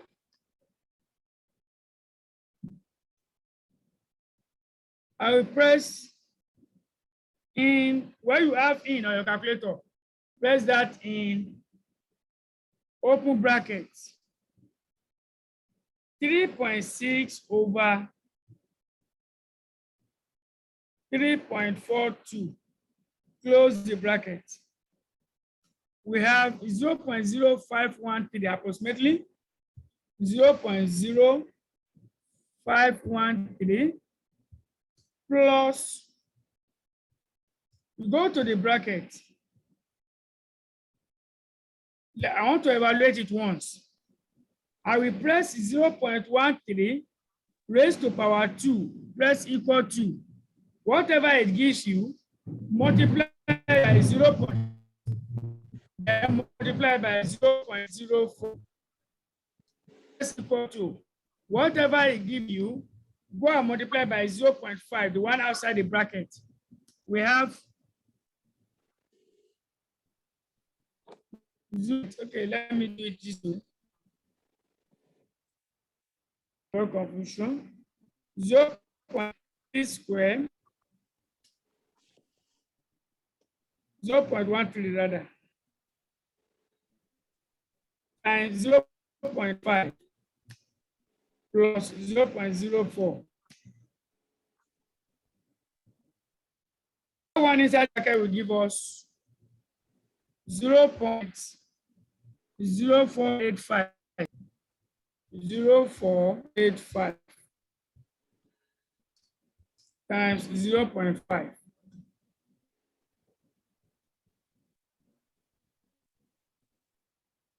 So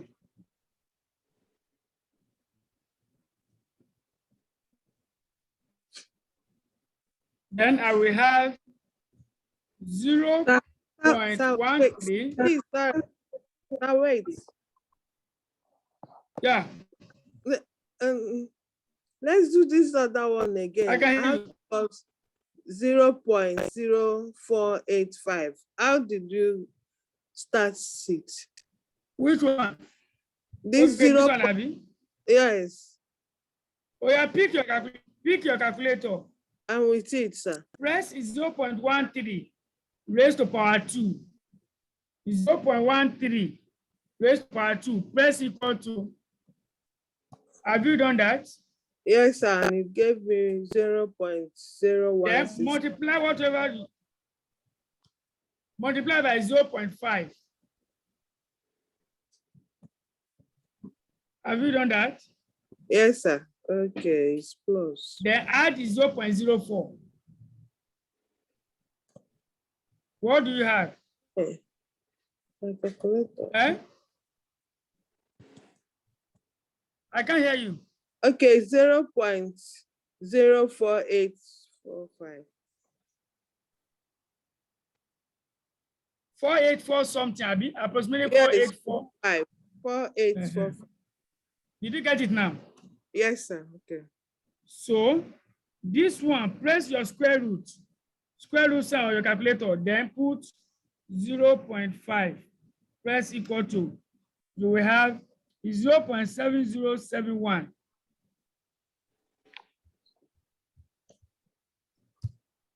So my D1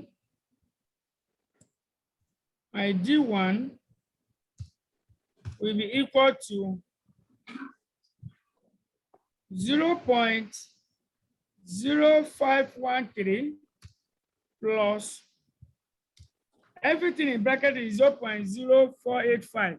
Now multiply by the 0.5 outside the bracket times 0.5. That gives me 0.0243. 0.0243. So whatever I have here, I will divide it by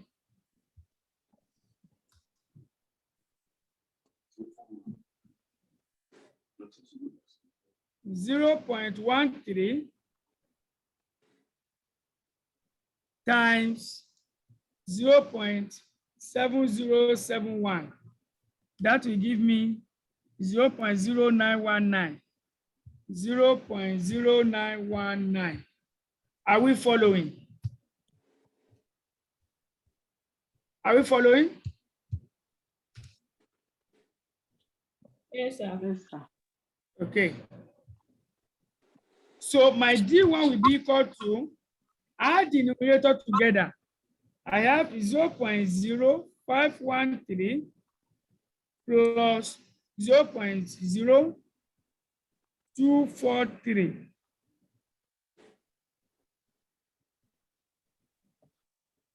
So the total will give me 0.0756. So we will now divide it by 0.0919. So my D1 will be equal to 0.0756 all over 0.0919. What does it give me? It's giving me 0.8226.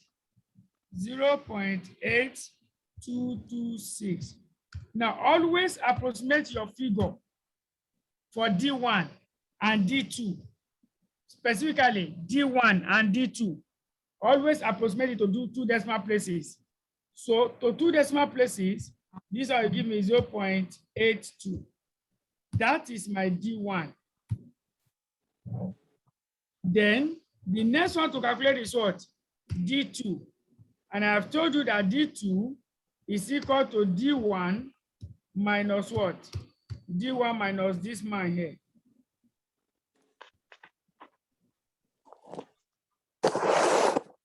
This one here. So D2 will be equal to D1. This is my D1 here. Don't pick the one you approximated though. Pick the original one. Minus this one. That's my standard deviation root of what? Root of 0.5. So my D2 will be equal to 0.08226 minus 0.0919. What do I have? I have, no, this cannot be correct. 0.8226 minus 0.0919. 0.9145. No, 0.7307. Okay, I did plus. So D2 will be equal to, okay, always approximate to what? 2 decimal places. So I say or 0.7 what? 0.73. So I have gotten my D1 and D2. The next thing now, are you with your 4-figure table there, please? Yes, sir. Okay. Go to where you have 2 tables there. You have annuity table. Don't check annuity table. It's not annuity table. If you check annuity table, you are wrong. Go and check normal distribution table. Open to the back. we see normal distribution table. Have you seen it? Yes, sir. Okay. So we want to compute ND1 and what? ND2. I told you, we are starting with what? 0.5. 0.5 is constant there. Don't ask me how did I get it to. It's a formula. It's constant.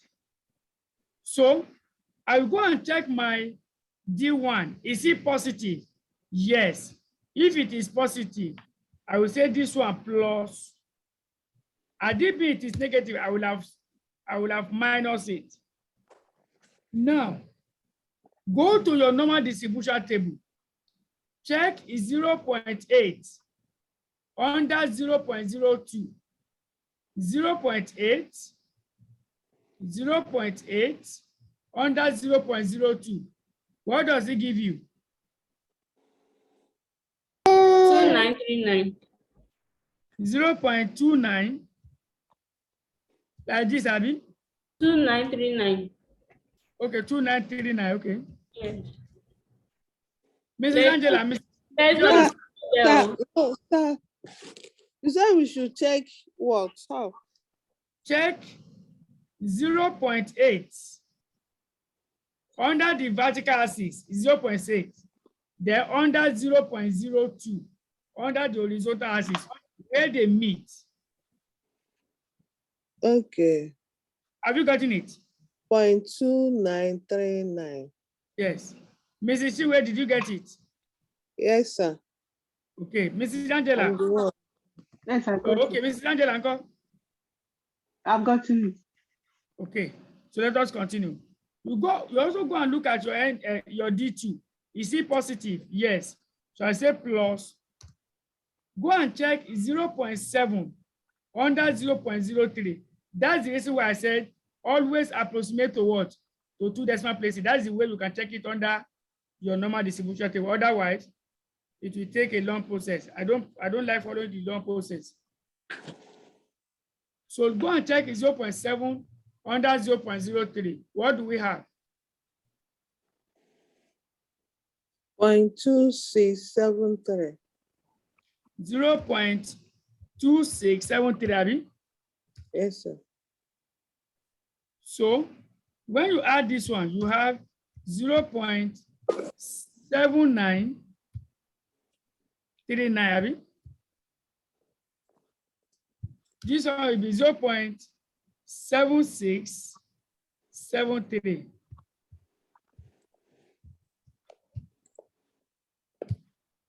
So I have my ND1, I have my ND2 now. What next? I can now go and calculate my call option price.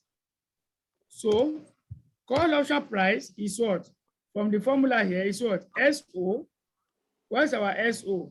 Our SO is 3.6, which is this one here, which is this one. That's our SO. That's what will be here. ND1, the one we calculated. Exercise price, this one here, 3 point this. Risk-free rate, 0.04. Time to expiry, 0.5. ND2, the one we calculated. That's all.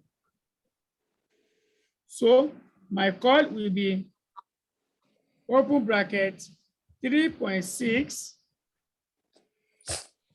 times 0.7939, close the bracket. I will say minus exercise price 3.42 E. That's exponential. You now say raised to power, open bracket, minus 0.04, that's the risk-free rate, times 0.5, which is the risk, time to expiry. I will now say times ND2, 0.7673.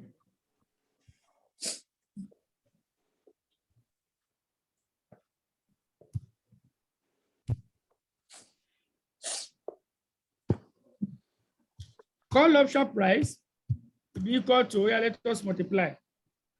3.6 times 0.7939. That's 2.86. Okay, let me write it in full. Don't worry. 2.8580. 2.8580 minus open bracket. Now, look at the way I'm going to do this. On your calculator, press 3.42. Press 3.42. When you are done, go and press where you have shift. On your calculator, you see shift. Press on the shift. When you press on the shift, press on where you have in. E will appear. E will appear. When that E appears, press open the bracket, then minus 0.04 times 0.5. Close the bracket, then press equal to. You should have 3.3523. 3.3523 times 0.7673. Call option price will be equal to 2.8580 minus, multiply this together, 3.3523 times 0.7673. What do we have? I have 2.5722. 2.5722. We have subtract. C will be equal to 2.8580 minus 2.5722. 2.8580 minus 2.5722. I have 0.0, so 0.29. I have 0.29.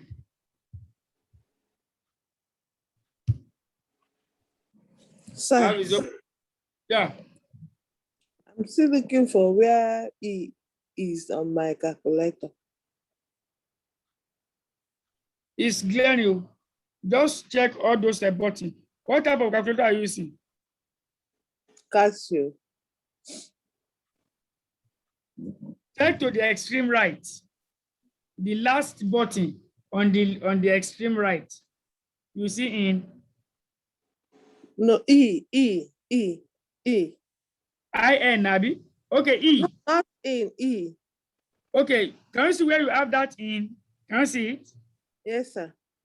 Now, just in front of it, not on the button. It's not on the top. button. Where you have that in, just In, look. yes. In front of it, you see E raised to power X. Yes, I've seen it. Is okay. I will press shift and press in. Press in again. You first write that 3.42, press in. Okay. Sorry, press the shift, then in that E will now apply, will now appear. Okay, if you appear, then you open the bracket, press minus 0.04 times 0.5, close the bracket, then press equal to. If you don't put bracket, you get a wrong figure. It will give you a figure, but the figure will be wrong. Do you understand? So you must introduce bracket to it. So this is our contract price. Are you there? So when sorry, sir. Yeah. Okay, I should put brackets. Minus. Yes, no, I told you. 0.04. Come down now, let me, okay. Minus 0.04, minus, because the formula has minus. Do you understand? Yes, sir. So have you gotten it now? Okay, I'll close the bracket. Yeah, then press equal to. Okay. Do you have it? When, You don't know. Okay, you should have this one now. Which one you don't know I again? got a different figure. Yeah, already. I got said? 3.4 something. 3.4. It Mm. means you didn't press it well Let me now. do it again. I said press 3.42. 242. Shift Mm-hmm. E bracket bracket. You are using big minus, Abby. I said use the small minus. I used it. Don't use the big minus, the small minus within bracket. Okay, okay. The minus just above RCL, the one above RCL. Yes, yes. Sir. That's what we are going to use. Yes. 0.5. Do you understand? Okay. Okay. Thank you, sir. You have it now. Yes, sir. Okay. So let us continue. So this is my call option price. But which option are we dealing with here? Put, Abby. So this is not your bus stop yet. You now say using put call parity. Using put call parity. Calculate the equivalent price of a put option. Calculate the equivalent price of a put option. Now, where's my put call parity? Let me just copy it down.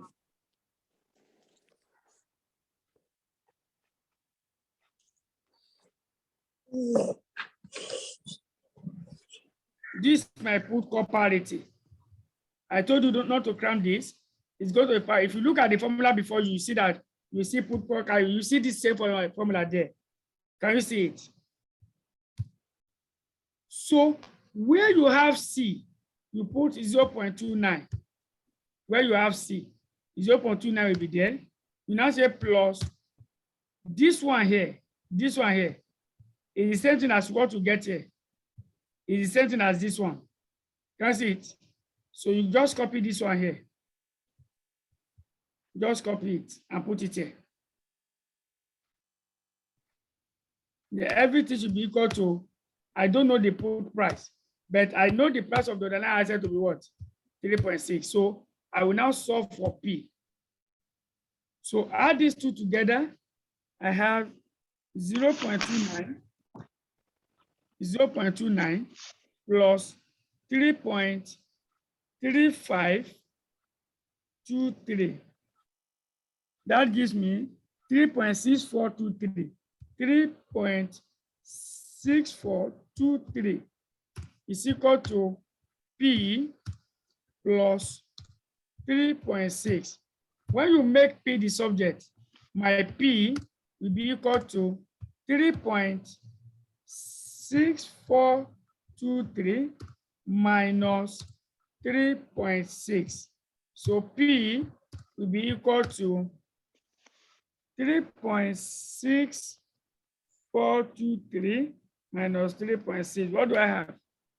I have 0.0423.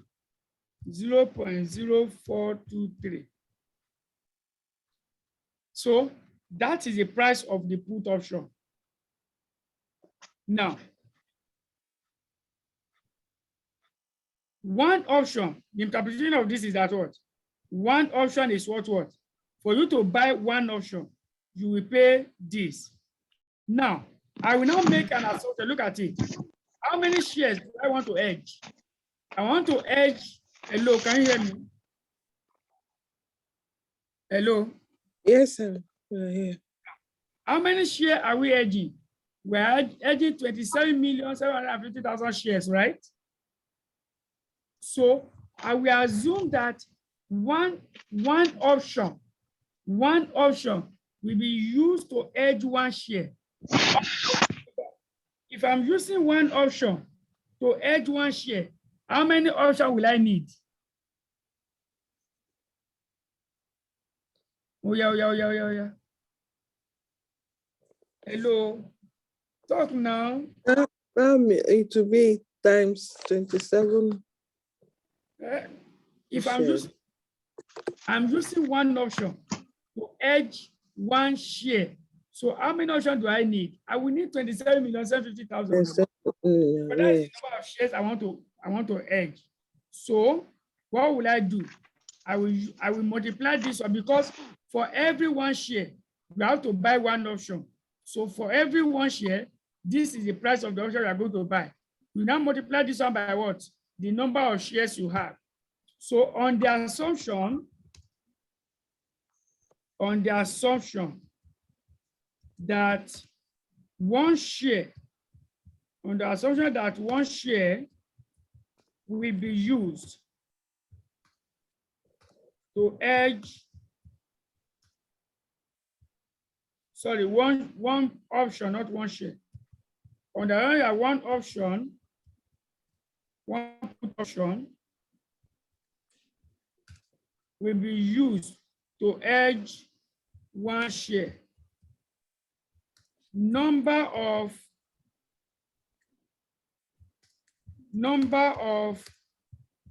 put option needed will be 27,750,000 shares, options, abi put options. So total price of the option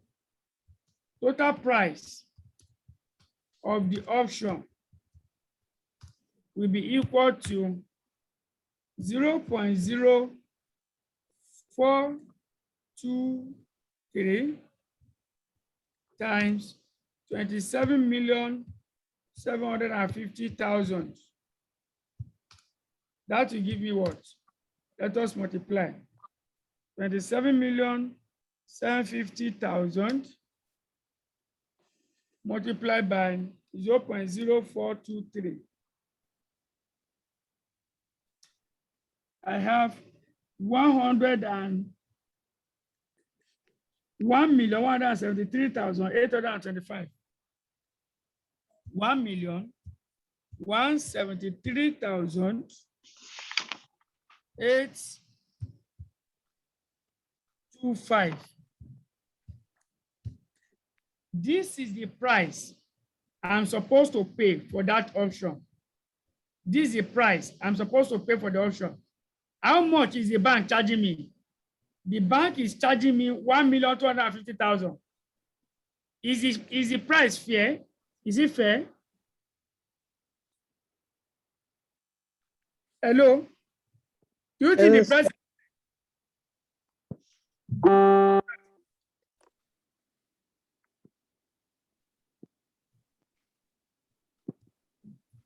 Charges. Nothing. Look at it too.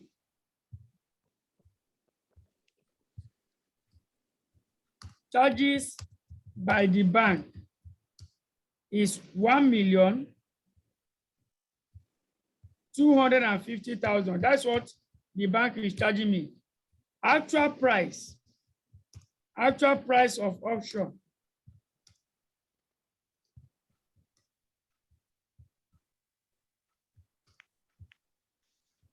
needed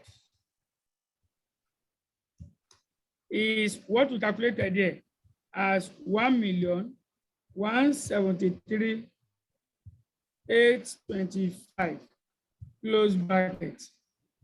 So is the price fair now? Look at it, is it fair? Not fair. What do you say? There is no gain. I'm being overcharged. The price is not fair now. No. I'm being overcharged. The price is not fair. Overcharged by the bank. The bank is overcharging me. What's the amount of overcharging? I have 1,250,000 minus 1,173,825. The bank is overcharging me 1,250,000 minus 1,173,825. The bank is overcharging me 76,175 naira. 76,175 is what the bank is overcharging me. So I will now conclude that the price quoted by the bank is not fair.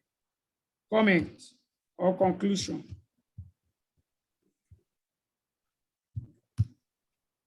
The price charged by the bank is not fair, as my company is being overcharged. Is being overcharged by 76,175. Chikena. That's all. Let me save this so that I don't forget. Okay, look at this. Any question? I think we solved there for today so that you can sleep for tomorrow's work. Any question? We are still going to have one more class for offshore pricing before we go. You know, we still have, after offshore pricing, we have bond valuation and analysis. We have, of course,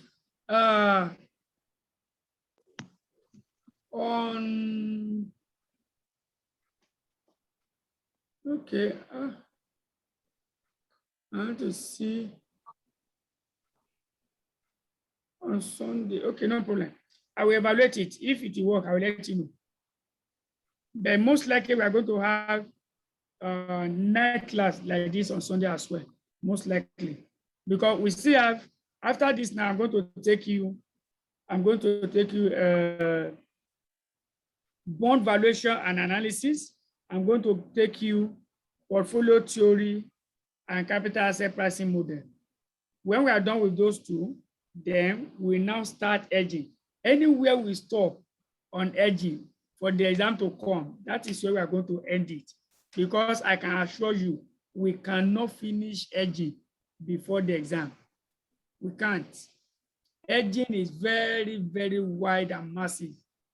So we just start it. Anyway, we are able to stop before the exam starts, then we stop.